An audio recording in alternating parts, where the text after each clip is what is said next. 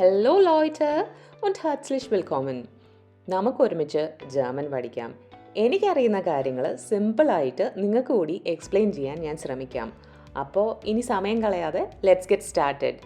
പിന്നെ നിങ്ങൾക്ക് ഈ വീഡിയോസ് ഇഷ്ടപ്പെടുവാണെങ്കിൽ ലൈക്ക് ചെയ്യാനും സപ്പോർട്ട് ചെയ്യാനും മറക്കല്ലേ.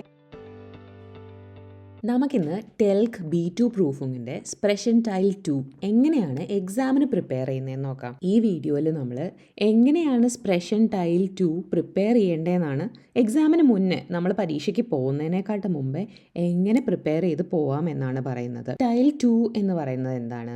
നമുക്ക് പാർട്ട്ണറും കൂടെ ആയിട്ട് ചെയ്യാനുള്ള ഒരു എക്സസൈസ് ആണ് അല്ലേ. അപ്പം നമുക്കൊരു ടോപ്പിക്ക് തരും. You and your partner receives A topic, get short input text. ചിലപ്പോൾ ഒരു ടോപ്പിക്കിൻ്റെ ഒരു ഹെഡിങ് മാത്രമേ ഉണ്ടാവുള്ളൂ, ചിലപ്പോൾ കുറച്ച് സെൻറ്റൻസസും കൂടെ ഉണ്ടാവും. എന്നിട്ട് നമ്മൾ എന്താ ചെയ്യേണ്ടത്? Must discuss, express opinion, react to partner and find a solution or compromise അല്ലേ. ഇത് ഒരു മോണോലോഗ് അല്ല, ഞാൻ ഒറ്റയ്ക്ക് പ്രസംഗിക്കുകയല്ല, ഒരു പ്രസൻറ്റേഷൻ കൊടുക്കുകയല്ല. പകരം നമുക്ക് വേറെ ആളുമായിട്ട് സംസാരിക്കാൻ കഴിയുന്നുണ്ടോ, നമ്മുടെ അഭിപ്രായങ്ങൾ അറിയിക്കാൻ പറ്റുന്നുണ്ടോ, അവർ പറയുന്നത് നമ്മൾ ആക്സെപ്റ്റ് ചെയ്യുന്നുണ്ടോ, മനസ്സിലാവുന്നുണ്ടോ, അതിന് റിയാക്ട് ചെയ്യുന്നുണ്ടോ എന്നൊക്കെ നോക്കാൻ വേണ്ടിയുള്ള ഒരു ടൈലാണ് കേട്ടോ. അപ്പം ഇതാണ് ഈ ഒരു ടൈൽ കൊണ്ട് അവർ നമ്മളിൽ നിന്ന് അളക്കാൻ ഉദ്ദേശിക്കുന്ന കാര്യങ്ങൾ ഇതൊക്കെയാണ്. അപ്പം ടൈൽ 2 എന്തൊക്കെയാണ് കറക്റ്റായിട്ട് ചെക്ക് ചെയ്യുന്നത് നമ്മുടെ എക്സാമിനർ എന്ന് വെച്ചാൽ, നമ്മുടെ ലാംഗ്വേജിൻ്റെ ഫ്ലുവൻസിയാണ് ചെക്ക് ചെയ്യണത്. നമുക്ക് ഫ്ലുവൻ്റ് ആയിട്ട് നമ്മുടെ ഐഡിയാസ് പറയാൻ പറ്റുന്നുണ്ടോ, ഇൻറ്ററാക്ട് ചെയ്യാൻ പറ്റുന്നുണ്ടോ, ഓപ്പോസിറ്റായിട്ട് ഇരിക്കുന്ന നമ്മുടെ പാർട്ട്ണറിൻ്റെ കൂടെ ഇൻറ്ററാക്ട് ചെയ്യാൻ പറ്റുന്നുണ്ടോ, നമ്മുടെ ആർഗ്യുമെൻറ്റ്സ് കറക്റ്റായിട്ട് സ്ട്രക്ചർ ചെയ്യാൻ പറ്റുന്നുണ്ടോ, argument structure, vocabulary B2 level vocabulary ഉണ്ടോ, ഗ്രാമർ അക്യൂറസി, ഗ്രാമറും B2 ലെവൽ ഗ്രാമർ യൂസ് ചെയ്യാൻ പറ്റുന്നുണ്ടോ, കറക്റ്റായിട്ട് സ്ട്രക്ചർ ചെയ്ത് യൂസ് ചെയ്യാൻ പറ്റുന്നുണ്ടോ, റിയാക്ടിങ് ടു പാർട്ട്ണറിനോട് നല്ല രീതിയിൽ റിയാക്ട് ചെയ്യാൻ പറ്റുന്നുണ്ടോ.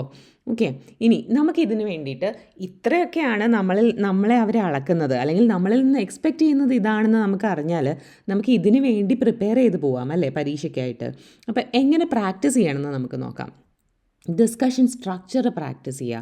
ആദ്യം ഒരു ഇൻട്രൊഡക്ഷൻ വേണം, നമ്മുടെ ഒപ്പീനിയൻ പറയാൻ പറ്റണം, ആർഗ്യുമെൻറ്റ്സ് പറയാൻ പറ്റണം, എക്സാമ്പിൾസ് പറയാൻ പറ്റണം, പിന്നെ റിയാക്ട് ചെയ്യാനും കോംപ്രമൈസ് ചെയ്യാനും പറ്റണം വേണ്ടി വന്നാൽ കേട്ടോ. പാർട്ട്ണറുമായിട്ട് ചെയ്യുന്ന അവഗാമനിലെല്ലാം കുറേയൊക്കെ നമ്മുടെ ഒരു പെർഫോമൻസ് പാർട്ട്ണറിൻ്റെ റിയാക്ഷൻ പോലെയൊക്കെ ഇരിക്കും. പക്ഷേ പാർട്ട്ണർ എങ്ങനത്തെ ആളാണെങ്കിലും പാർട്ട്ണർ എങ്ങനെ സംസാരിക്കുവാണെങ്കിലും നമ്മൾ ചെയ്യാനുള്ള കാര്യങ്ങൾ നമ്മൾ ചെയ്തു പോകണം. പ്രത്യേകിച്ചും എൻ്റെ പേഴ്സണൽ എക്സ്പീരിയൻസിൽ നിന്ന് പറയുകയാണ്, എൻ്റെ B2 സ്പീക്കിങ്ങിന് കിട്ടിയ പാർട്ട്ണർ ഒന്നും പറയില്ലായിരുന്നു. ഞാൻ എന്തൊക്കെയോ പറഞ്ഞു ഒപ്പിച്ചു. ഞാൻ പറയുമ്പോൾ അതിന് വേണ്ട ഒരു റിപ്ലൈ അല്ലെങ്കിൽ ഞാൻ പറയുന്നതിനോട് റിയാക്ട് ചെയ്യാൻ ആ പുള്ളിക്ക് പറ്റുന്നില്ലായിരുന്നു. പക്ഷേ എന്നാൽ പോലും ഞാൻ ഈ ഒരു സ്ട്രക്ചറൊക്കെ ഫോളോ ചെയ്ത് എനിക്ക് പറയാനുള്ളതൊക്കെ ഞാൻ പറഞ്ഞു ഒപ്പിച്ചു വെച്ചു. ചില സമയത്ത് പുള്ളി ഒന്നും പറഞ്ഞില്ല, എന്നാൽ പോലും ഞാൻ ഒരു പോസ് എടുത്തിട്ട് എന്നാൽ പിന്നെ ഒന്നും പറയണ്ടല്ലോ, എന്നാൽ ഞാൻ പറയട്ടെ എന്നുള്ള രീതിയിൽ പറയേണ്ടി വന്നു. അപ്പോൾ അതുകൊണ്ട് നമ്മൾ പ്രിപ്പയർ ചെയ്തിട്ട് പോവുക കറക്റ്റായിട്ട്. പാർട്ട്ണർ പറഞ്ഞാലും ഇല്ലെങ്കിലും നമുക്ക് പറയാനുള്ള കാര്യങ്ങൾ നമ്മൾ പറയുക. അപ്പോൾ നമ്മൾ introduction, opinion, argument, example, react ചെയ്യാനും കോംപ്രമൈസ് ചെയ്യാനും ഉള്ള സെൻറ്റൻസസ് പഠിച്ചു വെച്ചിട്ട് പോകണം. ഓക്കെ, ഇത് നമ്മൾ പ്രാക്ടീസ് ചെയ്തിട്ട് തന്നെ പോകണം.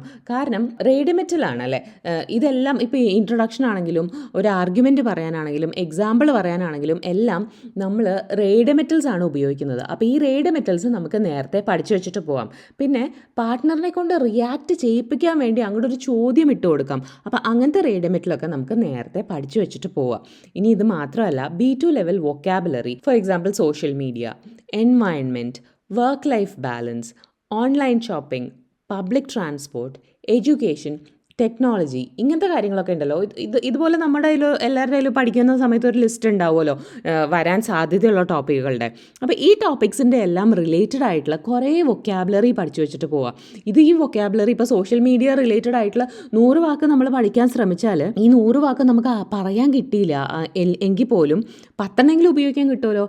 മാത്രമല്ല പാർട്ട്ണർ കുറേ വേർഡ്സ് യൂസ് ചെയ്യുമ്പോൾ നമുക്ക് അർത്ഥം അറിയാതെ നമ്മൾ പെട്ടുപോകുന്ന ഒരു അവസ്ഥ വരില്ല. കാരണം നമ്മളിത് എവിടെയോ കേട്ടിട്ടുണ്ട്, അപ്പോൾ നമുക്ക് കത്തും, റിലേറ്റ് ചെയ്യാൻ പറ്റും. ഓക്കെ, ഇത് ആ വാക്കാണല്ലോ, ഇതിൻ്റെ അർത്ഥം ഇതാണല്ലോ എന്ന് നമുക്ക് അപ്പം മനസ്സിലാവും. അതുകൊണ്ട് നമുക്ക് റിയാക്ട് ചെയ്യാൻ പറ്റും. അതുകൊണ്ട് B2 ലെവലിൽ വൊക്കാബുലറി വളരെ ഇമ്പോർട്ടൻ്റ് ആണ്. അപ്പം ഇത്രയും കാര്യങ്ങൾ ശ്രദ്ധിച്ചാൽ നമുക്ക് B2 ടൈൽ 2 വേണ്ടിയിട്ട് നല്ല രീതിയിൽ പ്രിപ്പയർ ചെയ്യാൻ പറ്റും. അടുത്തൊരു വീഡിയോയിൽ ടൈൽ 2 എങ്ങനെ പ്രിപ്പയർ ചെയ്യാം വിത്ത് റേഡിമെറ്റൽ 1-2 ടോപ്പിക് എടുത്തിട്ട് അപ്ലോഡ് ചെയ്യാം കേട്ടോ. അപ്പം അതുവരത്തേക്കും ചൂസ്.